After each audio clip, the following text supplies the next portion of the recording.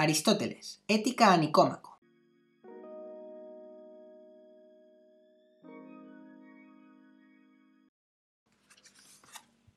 Ética a Nicómaco. Libro primero. Sobre la felicidad. Introducción. Toda actividad humana tiene un fin. Todo arte y toda investigación, e igualmente toda acción y libre elección, parecen tender a algún bien. Por esto se ha manifestado con razón que el bien es aquello hacia lo que las cosas tienden. Sin embargo, es evidente que hay algunas diferencias entre los fines, pues unos son actividades y los otros obras aparte de las actividades. En los casos en que hay algunos fines aparte de las acciones, las obras son naturalmente preferibles a las actividades. Pero como hay muchas acciones, artes y ciencias, muchos son también los fines. En efecto, el fin de la medicina es la salud, el de la construcción naval el navío, el de la estrategia la victoria, el de la economía la riqueza.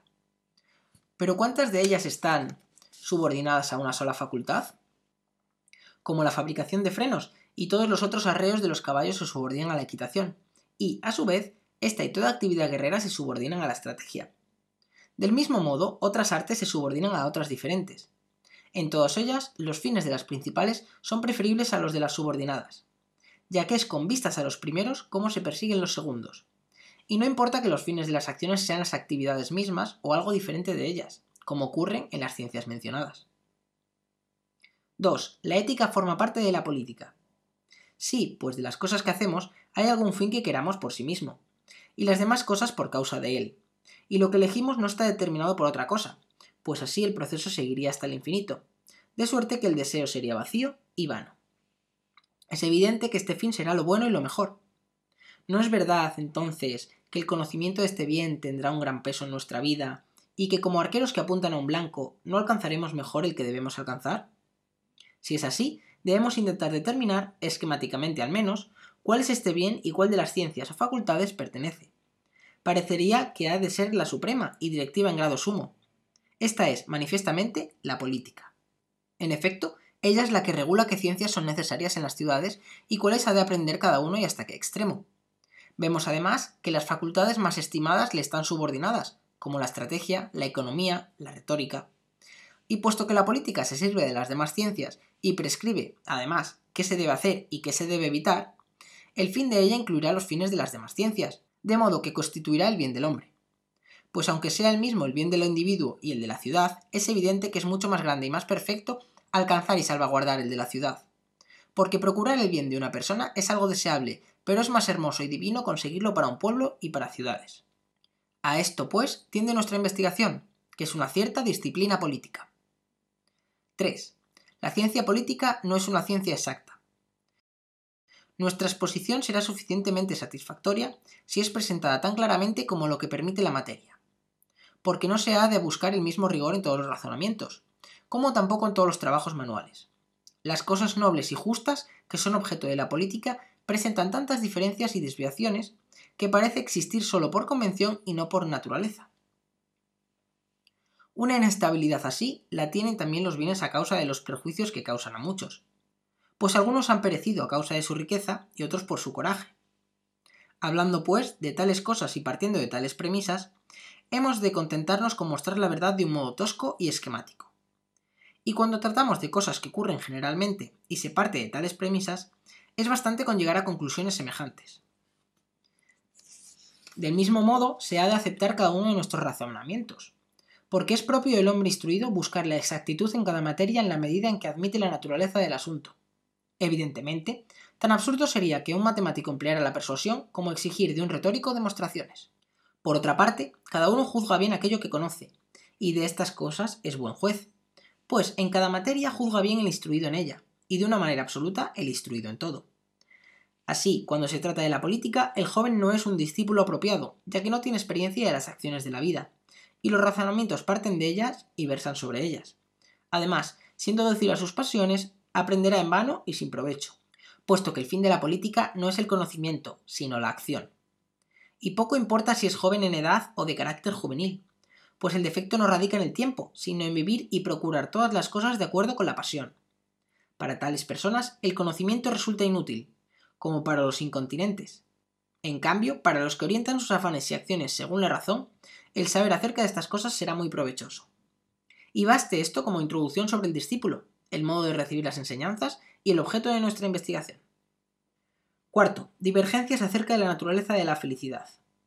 Puesto que todo conocimiento y toda elección tienen algún bien, volvamos de nuevo a plantearnos la cuestión: ¿cuál es la meta de la política y cuál es el bien supremo entre todos los que pueden realizarse? Sobre su nombre, casi todo el mundo está de acuerdo, pues tanto el vulgo como los cultos dicen que es la felicidad, y piensan que vivir bien y obrar bien es lo mismo que ser feliz. Pero sobre lo que es la felicidad discuten y no lo explican del mismo modo el vulgo y los sabios. Pues unos creen que es alguna de las cosas tangibles y manifiestas, como el placer o la riqueza o los honores. Otros, otra cosa. Muchas veces, incluso, una misma persona opina cosas distintas. Si está enferma, piensa que la felicidad es la salud. Si es pobre, la riqueza. Los que tienen conciencia de su ignorancia admiran a los que dicen algo grande y que está por encima de ellos. Pero algunos creen que, aparte de toda esta multitud de bienes, existe otro bien en sí, y que es la causa de que todos aquellos sean bienes. Pero quizá es inútil examinar a fondo todas las opiniones, y basta con examinar las predominantes o que parecen tener alguna razón. No olvidemos, sin embargo, que los razonamientos que parten de los principios difieren de los que conducen a ellos. En efecto, también Platón suscitaba con razón este problema e inquiría si la investigación ha de partir de los principios o remontarse hacia ellos, así como en el estadio uno ha de correr de los jueces hacia la meta o al revés. No hay duda de que se ha de empezar por las cosas más fáciles de conocer, pero estas lo son en dos sentidos, unas para nosotros, las otras en absoluto. Debemos, pues, quizá empezar por las más fáciles de conocer para nosotros. Por esto, para ser capaz de ser un competente discípulo de las cosas buenas y justas, y en suma, de la política, es menester que haya sido bien conducido por sus costumbres, pues el punto de partida es el qué, y si esto está suficientemente claro, no habrá ninguna necesidad del por qué. Un hombre así ya tiene o puede fácilmente adquirir los principios, pero aquel que no posee ninguna de estas cosas, escuche las palabras de Hesíodo. El mejor de todos los hombres es el que por sí mismo comprende todas las cosas. Es bueno, asimismo, el que hace caso al que bien le aconseja. Pero el que ni comprende por sí mismo, ni lo que escucha a otro retiene en su mente, este, en cambio, es un hombre inútil. 5. Principales modos de vida. Pero sigamos hablando desde el punto en que nos desviamos. No es sin razón el que los hombres parecen entender el bien y la felicidad partiendo de los diversos géneros de vida. Así, el vulgo y los más groseros los identifican con el placer, y por eso aman la vida voluptuosa. Los principales modos de vida son, en efecto, tres: la que acabamos de decir, la política y, en tercer lugar, la contemplativa. La generalidad de los hombres se muestra del todo serviles al preferir una vida de bestias. Pero su actitud tiene algún fundamento, porque muchos de los que están en puestos elevados comparten de los gustos de Sardanápalo.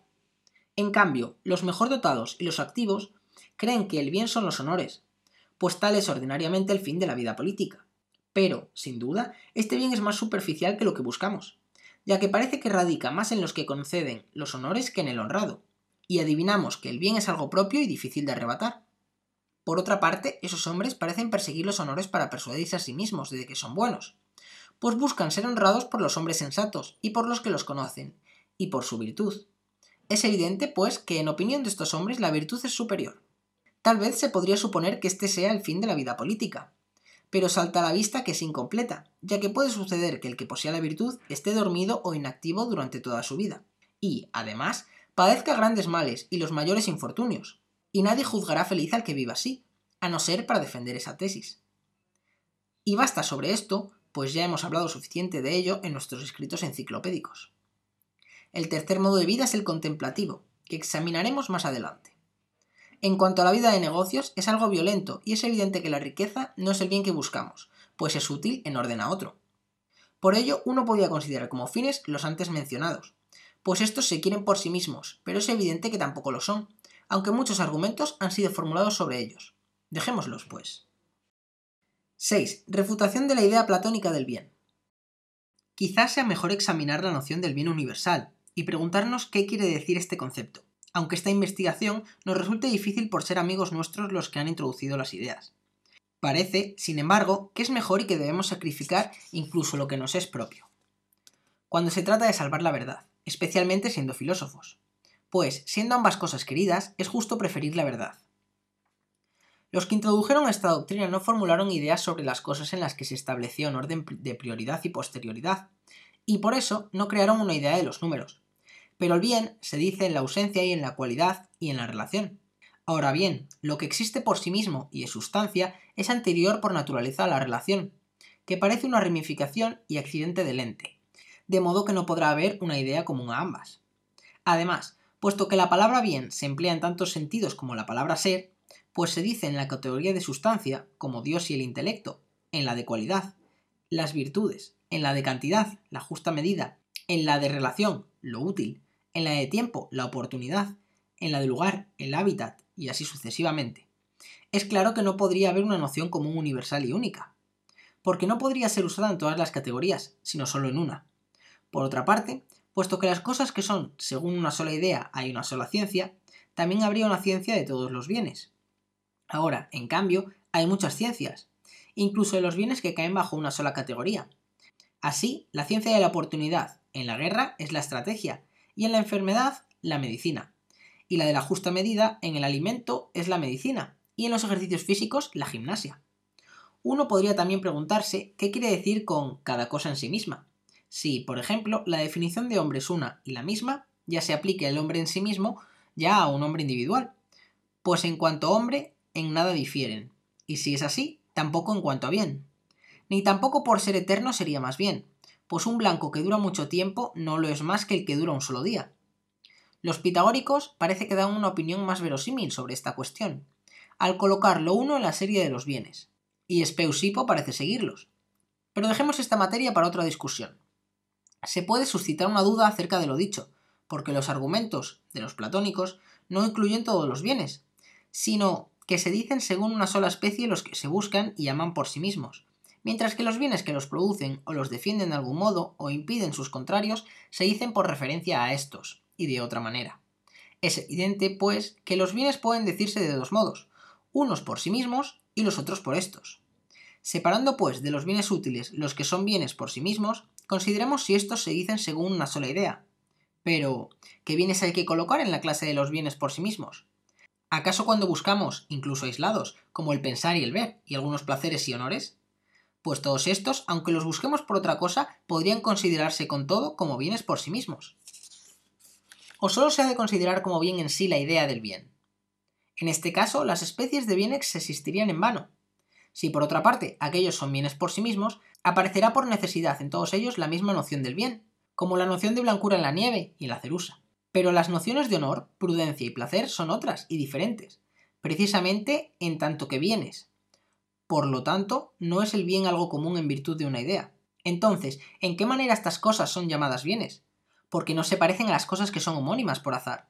¿Acaso por proceder de un solo bien, o por tener todas al mismo fin, o más bien por analogía? Como la vista en el cuerpo, la inteligencia en el alma y así sucesivamente. Pero ¿acaso debemos dejar esto por ahora? Porque una detallada investigación de esta cuestión sería más propio de otra disciplina filosófica. Y lo mismo podríamos decir acerca de la idea, pues si el bien predicado en común de varias cosas es realmente uno, o algo separado que existe por sí mismo, el hombre no podría realizarlo ni adquirirlo, y lo que buscamos ahora es algo de esta naturaleza. Pero quizás alguien podría pensar que conocer el bien sería muy útil para alcanzar los bienes que se pueden adquirir y realizar, porque poseyendo este modelo, conoceremos también mejor nuestros bienes, y conociéndolos los lograremos. Este argumento tiene, sin duda, cierta verosimilitud, pero parece estar en desacuerdo con las ciencias. Todas, en efecto, aspiran a algún bien, y buscando lo que les falta, descuidan el conocimiento del bien mismo. Y ciertamente, no es razonable que todos los técnicos desconozcan una ayuda tan importante y ni siquiera la busquen. Además, no es fácil ver qué provecho sacarán para su arte el tejedor o el carpintero de conocer el bien en sí, o cómo podría ser mejor médico o mejor general el que haya contemplado esta idea. Es evidente que el médico no considera así la salud, sino la salud del hombre, o más bien aún, la de este hombre, ya que cura a cada individuo. Y baste con lo dicho sobre estas cosas. 7. El bien del hombre es un fin en sí mismo, perfecto, suficiente. Pero volvamos de nuevo al bien objeto de nuestra investigación e indaguemos qué es, porque parece ser distinto en cada actividad y en cada arte. Uno es, en efecto, en la medicina, otro en la estrategia, y así sucesivamente. ¿Cuál es, por tanto, el bien de cada una? ¿No es aquello a causa de lo cual se hacen las demás cosas? Esto es, en la medicina, la salud, en la estrategia, la victoria, en la arquitectura, la casa, en otros casos, otras cosas, y en toda acción y decisión es el fin, pues es con vistas al fin como todos hacen las demás cosas. De suerte que, si hay algún fin de todos los actos, este será el bien realizable, y si hay varios, serán estos. Nuestro razonamiento, a pesar de las digresiones, vuelve al mismo punto, pero debemos intentar aclarar más esto. Puesto que parece que los fines son varios, y algunos de estos los elegimos por otros, como la riqueza, las flautas y en general los instrumentos, es evidente que no son todos perfectos, pero lo mejor parece ser algo perfecto. Por consiguiente, si hay solo un bien perfecto, ese será el que buscamos, y si hay varios, el más perfecto de ellos. Ahora bien, al que se busca por sí mismo le llamamos más perfecto que al que se busca por otra cosa, y al que nunca se elige por causa de otra cosa lo consideramos más perfecto que a los que se eligen ya por sí mismos, ya por otra cosa. Sencillamente, llamamos perfecto lo que siempre se elige por sí mismo y nunca por otra cosa. Tal parece ser, sobre todo, la felicidad. Mientras que los honores, el placer, la inteligencia y toda virtud los deseamos en verdad, por sí mismos, puesto que desearíamos todas estas cosas, aunque ninguna ventaja resultara de ellas.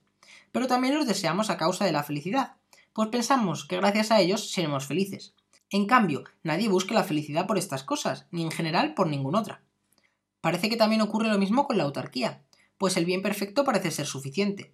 Decimos suficiente no en una relación con uno mismo, con el ser que vive una vida solitaria, sino también en relación con los padres, hijos y mujer, y en general con los amigos y conciudadanos, puesto que el hombre es por naturaleza un ser social. No obstante, hay que establecer un límite en estas relaciones, pues extendiéndolas a los padres, descendientes y amigos de los amigos se iría hasta el infinito. Pero esta cuestión la examinaremos luego. Consideramos suficiente lo que por sí solo hace deseable la vida y no necesita nada, y creemos que tal es la felicidad. Es lo más deseable de todo, sin necesidad de añadirle nada, pero es evidente que resulta más deseable si se le añade el más pequeño de los bienes, pues la adición origina una superabundancia de bienes, y, entre los bienes, el mayor es siempre más deseable. Es manifiesto, pues, que la felicidad es algo perfecto y suficiente, ya que es el fin de los actos. Decir que la felicidad es lo mejor parece ser algo unánimemente reconocido, pero, con todo, es deseable exponer aún con más claridad lo que es. ¿Acaso se conseguiría esto si se lograra captar la función del hombre? En efecto, como en caso de un flautista, de un escultor y de todo artesano, y en general de los que realizan alguna función o actividad que parece que lo bueno y el bien están en la función. Así también ocurre sin duda en el caso del hombre, si hay alguna función que le es propia. ¿Acaso existen funciones y actividades propias del carpintero, del zapatero, pero ninguna del hombre, sino que éste es por naturaleza inactivo? ¿O no es mejor admitir que así como parece que hay alguna función propia del ojo y de la mano y del pie, y en general de cada uno de los miembros, así también pertenecería al hombre alguna función aparte de estas? ¿Y cuál precisamente será esta función? El vivir, en efecto, parece también común a las plantas, y aquí buscamos lo propio. Debemos, pues, dejar de lado la vida de nutrición y crecimiento. Seguiría después la sensitiva, pero parece que también esta es común al caballo, al buey y a todos los animales. Resta, pues, cierta actividad propia del ente que tiene razón. Pero aquel, por una parte, obedece a la razón, y por otra la posee y piensa. Y como esta vida racional tiene dos significados, hay que tomarla en sentido activo, pues parece que primordialmente se dice en esta acepción. Si, entonces, la función propia del hombre es una actividad del alma según la razón, o que implica la razón, y si por otra parte decimos que esta función es específicamente propia del hombre y del hombre bueno, como el tocar la cítara es propio de un citarista y de un buen citarista, y así en todo añadiéndose a la obra la excelencia que da la virtud, pues es propio de un citarista tocar la cítara y del buen citarista tocarla bien. Siendo esto así, decimos que la función del hombre es una cierta vida, y esta es una actividad del alma y unas acciones razonables, y la del hombre bueno estas mismas cosas bien y hermosamente, y cada uno se realiza bien según su propia virtud. Y si esto es así, resulta que el bien del hombre es una actividad del alma de acuerdo con la virtud, y si las virtudes son varias, de acuerdo con la mejor y más perfecta, y además en una vida entera. Porque una golondrina no hace verano, ni un solo día, y así tampoco ni un solo día ni un instante bastan para hacer venturoso y feliz. Sirva lo que precede para describir el bien, ya que, tal vez, se debe hacer su bosquejo antes de describirlo con detalle. Parece que todos podrían continuar y completar lo que está bien bosquejado, pues el tiempo es un buen descubridor, y coadyuvante en tales materias. De ahí han surgido los progresos de las artes, pues cada uno puede añadir lo que falta. Pero debemos también recordar lo que llevamos dicho, y no buscar del mismo modo el rigor en todas las cuestiones, sino en cada una según la materia que subyacga en ellas, y en un grado apropiado a la particular investigación. Así, el carpintero y el geómetra buscan de distinta manera el ángulo recto. Uno en cuanto es útil para su obra, el otro busca qué es o qué propiedades tiene, pues aspira a contemplar la verdad. Lo mismo se ha de hacer en las demás cosas, y no permitir que lo accesorio domine lo principal. Tampoco se ha de exigir la causa por igual en todas las cuestiones, pues en algunos casos es suficiente indicar bien el hecho, como cuando se trata de los principios, ya que el hecho es primero y principio. Y de los principios unos se contemplan por inducción, otros por percepción, otros mediante cierto hábito y otros de diversa manera. Por tanto, debemos intentar presentar cada uno según su propia naturaleza, y se ha de poner la mayor diligencia en definirlos bien, pues tienen gran importancia para lo que sigue. Parece, pues, que el principio es más de la mitad del todo, y que por él se hacen evidentes muchas de las cuestiones que se buscan. 8. La felicidad es una actividad de acuerdo con la virtud. Se ha de considerar, por tanto, la definición de la felicidad, no solo desde la conclusión y las premisas, sino también a partir de lo que se dice acerca de ella. Pues con la verdad concuerdan todos los datos, pero con lo falso pronto discrepan. Divididos, pues, los bienes en 3 clases, los llamamos dos exteriores, los del alma y los del cuerpo. Decimos que los del alma son más importantes y los bienes por excelencia, y las acciones y las actividades anímicas las referimos al alma. Así, nuestra definición debe ser correcta, al menos en relación con esta doctrina que es antigua y aceptada por los filósofos. Es también correcto decir que el fin consiste en ciertas acciones y actividades, pues así se desprenden de los bienes del alma, y no de los exteriores. Concuerda también con nuestro razonamiento el que el hombre feliz vive bien y obra bien, pues a esto es, poco más o menos, a lo que se llama buena vida y buena conducta. Es evidente, además, que todas las condiciones requeridas para la felicidad se encuentran en nuestra definición. En efecto, a unos les parece que es la virtud, a otros la prudencia, a otros una cierta sabiduría, a otros estas mismas cosas o algunas de ellas, acompañadas de placer o sin él. Otros incluyen además la prosperidad material. De estas opiniones, unas son sustentadas por muchos y antiguos, otras por pocos, pero ilustres, y es poco razonable suponer que unos y otros se han equivocado del todo, ya que al menos en algún punto o en la mayor parte de ellos han acertado. Nuestro razonamiento está de acuerdo con los que dicen que la felicidad es la virtud o alguna clase de virtud, pues la actividad conforme a la virtud es una actividad propia de ella. Pero quizás hay no pequeña diferencia en poner el bien supremo en una posesión o en un uso, en un modo de ser o en una actividad, porque el modo de ser puede estar presente sin producir ningún bien, como en el que duerme o está inactivo, por cualquier otra razón. Pero con la actividad esto no es posible, ya que ésta actuará necesariamente y actuará bien. Y así como en los Juegos Olímpicos no son los más hermosos ni los más fuertes los que son coronados, sino los que compiten, pues alguno de estos vencen. Así también en la vida, los que actúan rectamente alcanzan las cosas buenas y hermosas.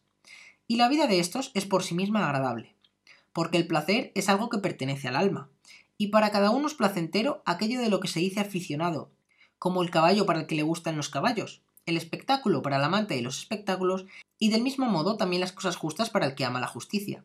Y en general, las cosas virtuosas gustan al que ama la virtud. Ahora bien, para la mayoría de los hombres, los placeres son objeto de disputa, porque no lo son por naturaleza, mientras que las cosas que son por naturaleza agradables son agradables a los que aman las cosas nobles. Tales son las acciones de acuerdo con la virtud, de suerte que son agradables para ellos y por sí mismas. Así la vida de estos hombres no necesita del placer como de una especie de añadidura, sino que tiene el placer en sí misma. Añadamos que ni siquiera es bueno el que no se complace en las acciones buenas, y nadie llamará justo al que no se complace en la práctica de la justicia, ni libre al que no se goza en las acciones liberales, e igualmente en todo lo demás. Si esto es así, las acciones de acuerdo con la virtud serán por sí mismas agradables, y también serán buenas y hermosas, y ambas cosas en sumo grado. Si el hombre virtuoso juzga rectamente acerca de todo esto, y juzga como ya hemos dicho, la felicidad, por consiguiente, es lo mejor, lo más hermoso y lo más agradable, y estas cosas no están separadas como en la inscripción de Delos. Lo más hermoso es lo más justo, lo mejor, la salud, pero lo más agradable es lograr lo que uno ama. Sino que todas ellas pertenecen a las actividades mejores, y la mejor de todas estas decimos que es la felicidad.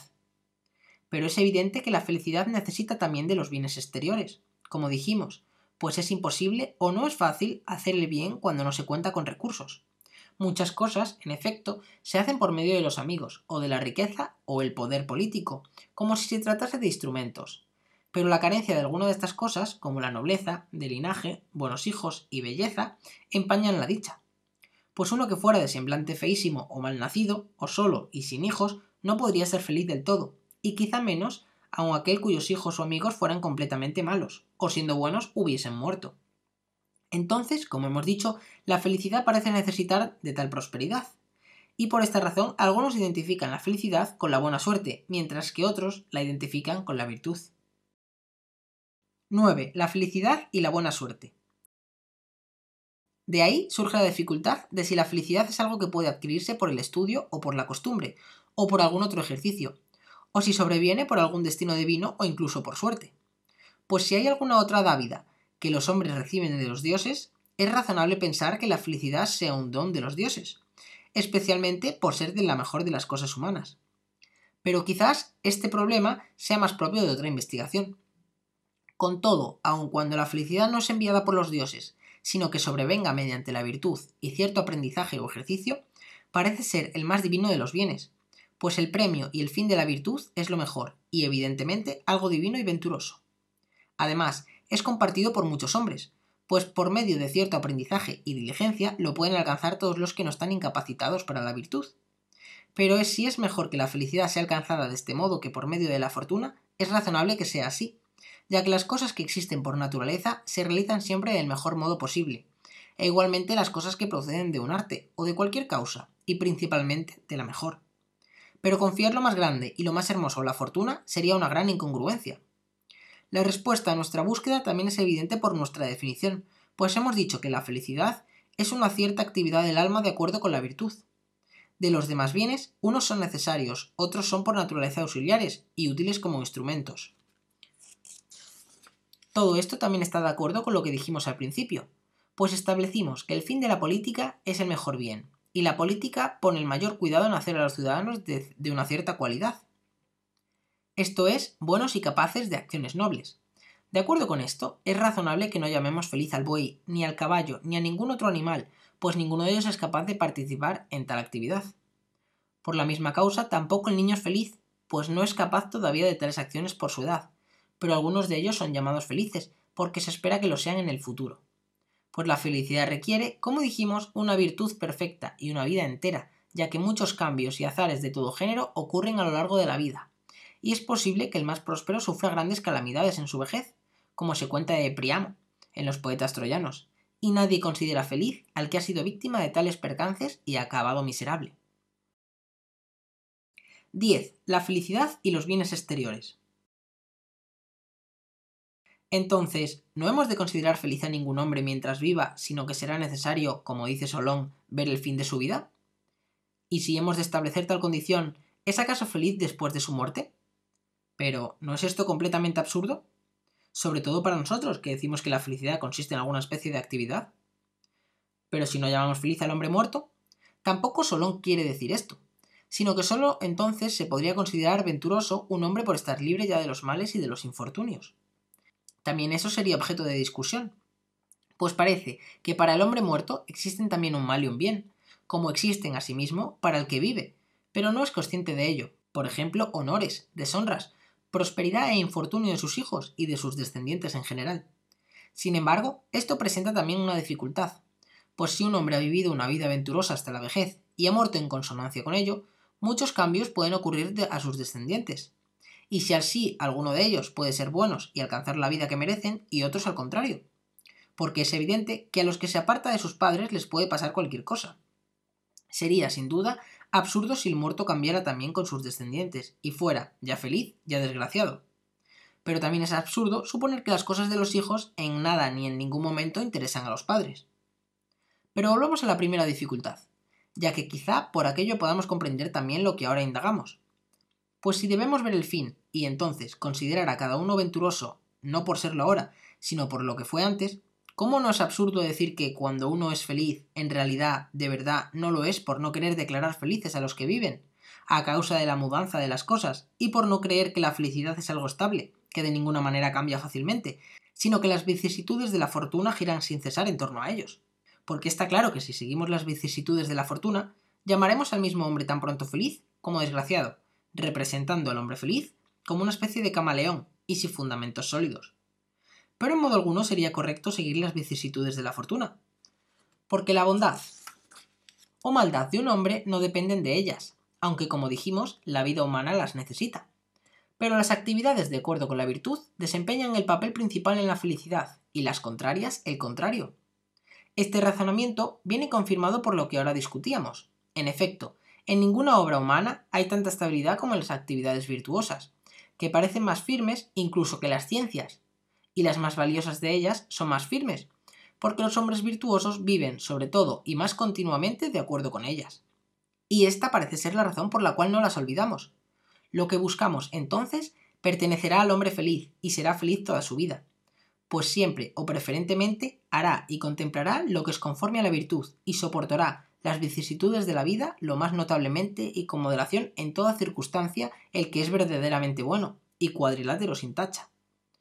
Pero, como hay muchos acontecimientos que ocurren por azares de fortuna y se distinguen por su grandeza o pequeñez, es evidente que los de pequeña importancia, favorables o adversos, no tienen mucha influencia en la vida, mientras que los grandes y numerosos harán la vida más venturosa, pues por su naturaleza añaden orden y belleza y su uso es noble y bueno. En cambio, si se acontece lo contrario, oprimen y corrompen la felicidad, porque traen penas e impiden muchas actividades. Sin embargo, también en estos brilla la nobleza, cuando uno soporta con calma muchos y grandes infortunios, no por insensibilidad, sino por ser noble y magnánimo. Así, si las actividades rigen la vida, como dijimos, ningún hombre venturoso llegará a ser desgraciado, pues nunca hará lo que es odioso y vil. Nosotros creemos, pues, que el hombre verdaderamente bueno y prudente soporta dignamente todas las vicisitudes de la fortuna y actúa siempre de la mejor manera posible, en cualquier circunstancia. Como un buen general emplea el ejército de que dispone lo más eficazmente posible para la guerra, y un buen zapatero hace el mejor calzado con el cuero que se le da, y de la misma manera que todos los artífices. Y si esto es así, el hombre feliz jamás será desgraciado, aunque tampoco venturoso si cae en los infortunios de Priamo. Pero no será inconsciente ni tornadizo, pues no se apartará fácilmente de la felicidad, ni por los infortunios que sobrevengan, a no ser grandes y muchos, después de los cuales no volverá a ser feliz en breve tiempo, sino, en todo caso, tras un periodo largo y duradero, en el que se haya hecho dueño de grandes y hermosos bienes. ¿Qué nos impide, pues, llamar feliz al que actúa de acuerdo con la vida perfecta y está suficientemente provisto de bienes externos, no por algún período fortuito, sino para toda la vida?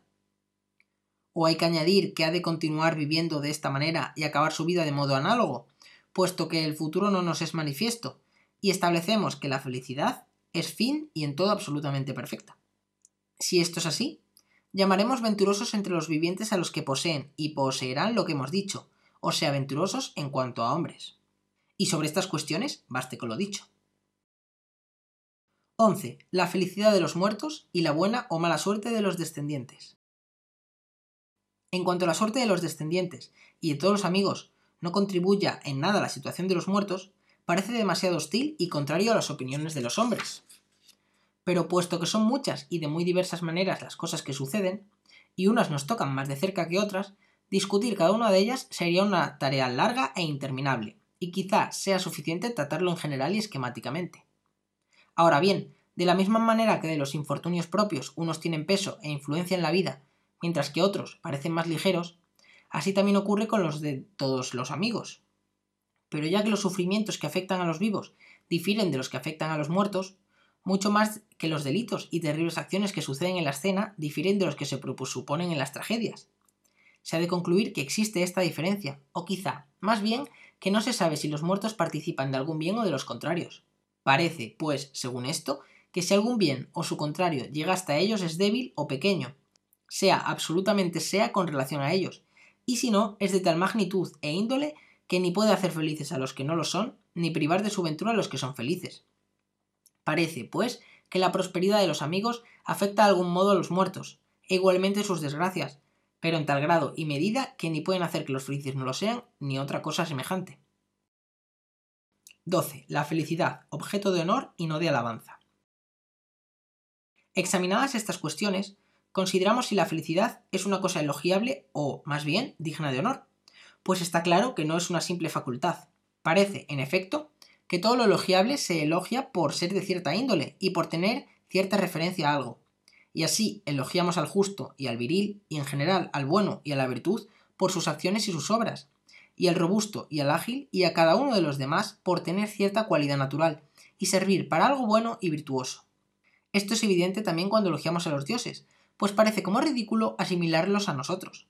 Y esto sucede porque las alabanzas se refieren a algo, como dijimos. Y si la alabanza es de tal índole, es claro que de las cosas mejores no hay alabanza, sino algo mayor y mejor. Y este parece ser el caso, pues de los dioses decimos que son bienaventurados y felices. Y a los más divinos de los hombres los llamamos bienaventurados. Y así también es respecto de los bienes, porque nadie elogia la felicidad como elogia lo justo, sino que la ensalza como algo más divino y mejor. Y parece que Eudoxo, con razón, sostuvo la excelencia del placer, pues pensaba que el hecho de no ser elogiado, siendo un bien, indicaba que era superior a las cosas elogiables, del mismo modo que Dios y el bien, pues las otras cosas están referidas también a estas. Porque el elogio pertenece a la virtud, ya que por ella los hombres realizan las nobles acciones, mientras que el encomio pertenece a las obras, tanto corporales como anímicas. Pero, quizá, la precisión en estas materias es más propia de las que se dedican a los encomios. Pero, para nosotros, es evidente, por lo que se ha dicho, que la felicidad es cosa perfecta y digna de ser alabada. Y parece que es así también por ser principio, ya que, a causa de ella, todos hacemos todas las demás cosas, y el principio y la causa de los bienes los consideramos algo digno de honor y divino. 13. El alma, sus partes y sus virtudes. Puesto que la felicidad es una actividad del alma, de acuerdo con la virtud perfecta, debemos ocuparnos de la virtud, pues tal vez investigaremos mejor lo referente a la felicidad. Y parece también que el verdadero político se esfuerza en ocuparse, sobre todo, de la virtud, pues quiere hacer a los ciudadanos buenos y sumisos a las leyes. Como ejemplo de estos tenemos a los legisladores de Creta y de Lacedemonia, y los otros semejantes que puedan haber existido.